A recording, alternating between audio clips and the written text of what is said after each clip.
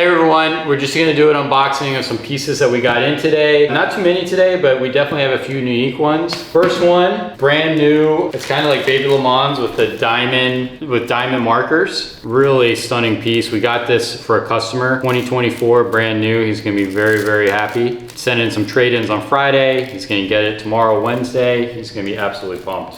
Another link and a half for a customer. Another AP didn't fit perfectly, so we went out and sourced them a link and a half so it fits just right. Honestly, these are just as important as getting the watch sometimes, because if it doesn't fit, it's obviously hard to wear the watch. You obviously know what this is because you do all the buying. Yeah. You obviously know what this is, so it's not fun to play a guessing game. Although some of it I don't know, because sometimes we buy stuff, gets delayed, sometimes stuff arrives faster than we know it, so it's also a bit of a guess each day. Obviously a Patek. It's like super fresh smelling. Ooh. Wow. Nice.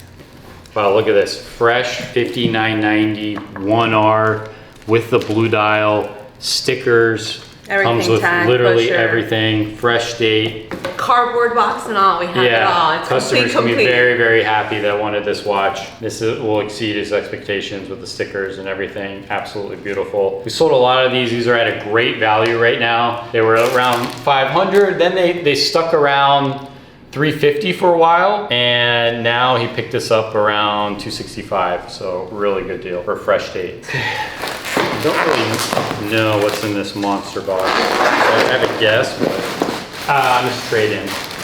And it's in more than one? I think. I'm gonna guess maybe a Rolex and AP. Look at this, double box, just like we asked the customer. Nice wrap job as well.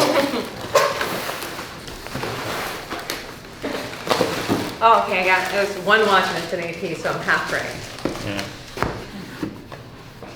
Big box AP. Wow, look at this. Exactly as I said, a Perpetual. This is a really special piece. I don't know the exact number on this, but this is an IP. So it's both titanium and platinum. So like the high polished parts, platinum. It's ultra thin, Perpetual calendar.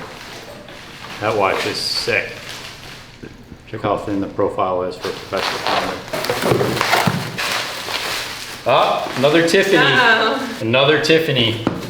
So I think some of our other clients have caught on, you know, that these Tiffany dials are super collectible and something unique to add into their collection. Very rare, hard to find. Whenever we get a good deal, we pick it up and then we offer to certain clients. We have a few clients that are interested in this one. This is just a classic. I think the classics do best with the Tiffany stamp. So 5711, 5167. So this is like upping your Patek collection when you go for a Tiffany stamp watch. So you get all your base models and then you start to dive into, you know, other rare unique pieces. This is definitely one of them. And this is just such a classic.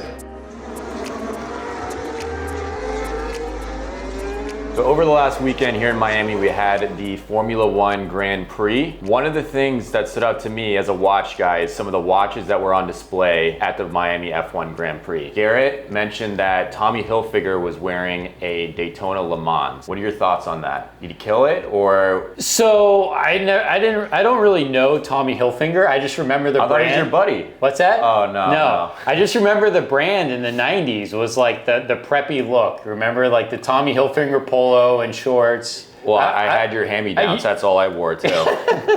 I think if you're Tommy Hilfiger, you know, founder of Tommy Hilfiger, he's definitely an older guy and he still goes for that preppy look, always, you know, supporting his brand. And I feel like the Lemans is like that perfect fit for Tommy Hilfiger. The modern vintage watch, the 126 529. So when I saw that, I was just like, man, that's a perfect fit. Some other watches I saw on some people I didn't think were, you know, much of a perfect fit as that was. Leading up to the event, I think I had at least 6 calls of people looking for a Lemans. Unfortunately, as you guys know, it's discontinued and that watch is going for a crazy premium. They're pretty scarce as well, so we're only able to fulfill a couple of them, but I'm sure there's quite a few folks that were looking for the watch, and Tommy Hilfiger was one of the guys to pick up the watch before. Yep, and it's been really hard to find that watch nowadays, ever since it was discontinued. And now we're starting to see the yellow golds come in. Keep our eyes out for those, and those will definitely, it's probably the hottest talked about watch right now. Second to that is the John Mayer Perpetual with the Tuscany dial, limited to 150 pieces, I believe, and Ed Sheeran was wearing it. of course. Ed Sheeran has like the biggest GOAT watch collection there is. He gets all the new releases first. What'd you think of that watch, Alec? To me, that is my grail. It reminds me a lot of this titanium platinum that we have here in stock at G&G. Remind me of the reference number on this guy. Yeah, so that's a 26586 IP. Yeah, I've never seen this watch in person. It's a jumbo Perpetual calendar. They made a different movement to have it fit in the jumbo case.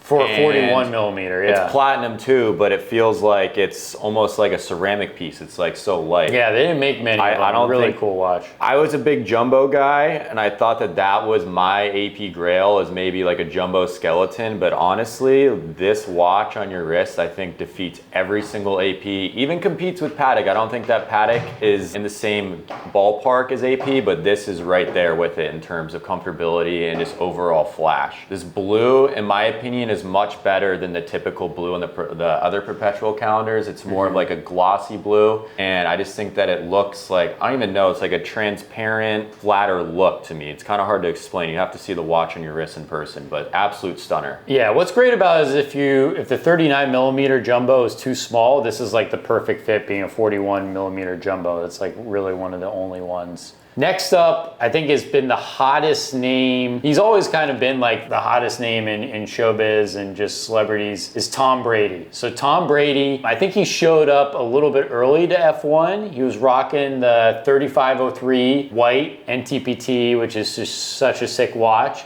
And then we saw him when I think he left early to go to his roast, which was absolutely hilarious. And had a one-of-one Tom Brady tourbillon with gem sets with his name on it. Brady with the 7 for 7 Super Bowl wins. Absolutely incredible. What do you think about that? I remember I was watching the roast and I was staring at it because I don't know if it was like a glare, but the stones on it I thought were maybe just regular stones, but they were like, what were they, blue with a salmon dial? Yeah, that watch was absolutely insane. And then of course, like the hottest watch on the market he was wearing at F1, the 3503, you know, it just makes sense that he was wearing both those. Like the biggest GOAT watches, had a custom watch from AP. It just makes so much sense. Tom Brady's watches, best way to describe them is actually in German, they say it's Die Hammer.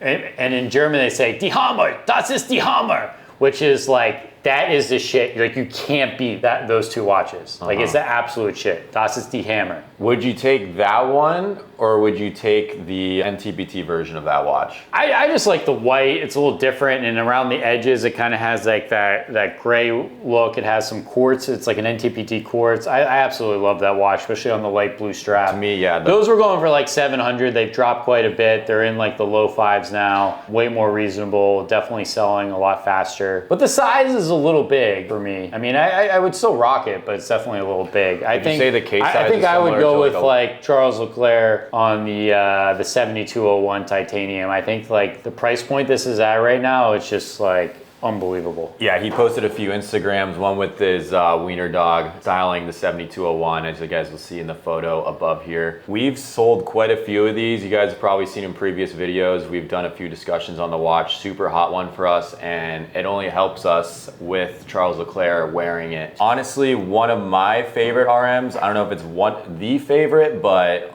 it's starting to catch up to the 6702 for me. Yeah, and then Saints, of course, was wearing the 6702 Italy, which I absolutely love. I love the colors of it. We haven't had one at G&G yet, but we've sold the other one several times. But yeah, they were both cruising around in a 296 GTB or GTS around the track, one of the new Ferraris. And what I really, really want to see is another Richard Mille Ferrari collaboration. I was talking with one of my friends at Ferrari about it. They did like the ultra thin 1-Up watch that's I think going for $2 million. It's like the thinnest watch ever made, you know, which is okay, but I think they really need to come out with like a black NTPT Ferrari, Richard Mille collab, or like a red NTPT. Something that would be like a hammer. like a red ruby like Ferrari horse, or just something crazy. Yeah. So I think that's the collab and watch that you know, at some point I really hope happens, being such a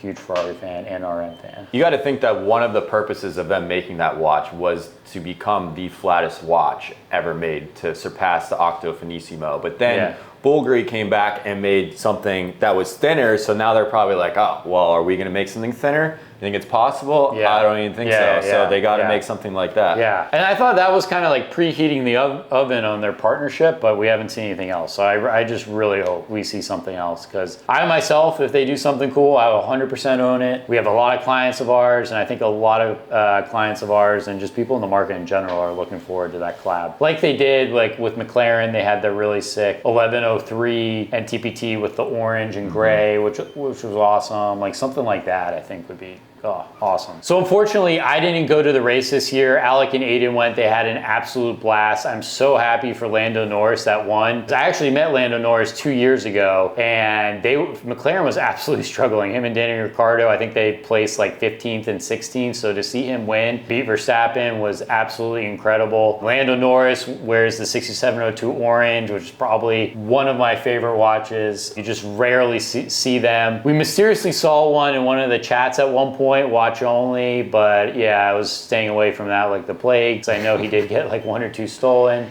And I think they only made like a handful, only for like the McLaren drivers and, you know, some of the coaches there. Do you know roughly what the comp on that watch was? It was over $1 million, right? Or somewhere around there? Yeah, man, if you could find one of those with papers, I can only imagine it going for like 500 or 600. Probably have Lando Norris right on there. People would pay. I mean, there's such big fans out there. But you met him. Did you see his watch in person? Yeah, incredible. Yeah, Ricardo had the same one at the same time on the orange vintage strap. Absolutely grail of a watch. Both of them are such nice guys. Ricardo's absolutely hilarious. But yeah, really, really nice guys. If they made that watch a normal production 6702, what do you think it would go for? Do you think that the orange is like really that sick, or do you think it just makes it sick because it's so rare and no one has it? I don't know. I mean, I love the orange. I think it's also, it's so sick because it's really rare.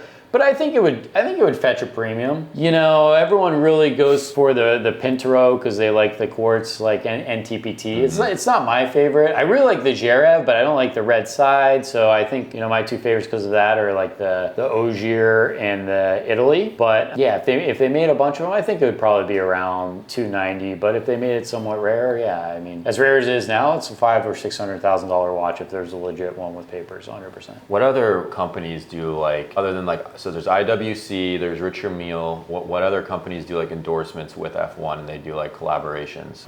I want to say Breitling does a little bit. Tag Heuer with Verstappen. What do you think about the new Tag Heuer Kith collab? Have you seen those? They kind of look I haven't. I'm so busy every day. Some of this stuff I can't keep up with. Here, we'll do a live reaction right now, actually.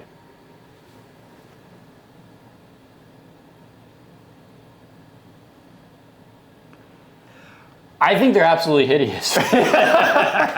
Yeah, that's my take. They look like Fruit Loops with like weird donuts. Honestly, it looks like an absolute dog. What are they thinking? Yeah. I think Kith is like developed such a great. They're only $2,000 though. So if you guys $2,000 for that piece of junk? Oh my gosh! I was thinking like $500. I mean, if it has automatic movement, I guess I could see that. I just think Kith is just such a cool modern brand. I just would think that it would be like a little bit more modernized to watch. The bezel on that looks like the old school like tags from the freaking 90s. I mean, it looks terrible. You know, I think a cooler bezel would have really changed that watch. It looks like it's just literally a rubber watch. It looks like a little watch you can get Tyler and Nolan. Like a G-Shock. Yeah, exactly.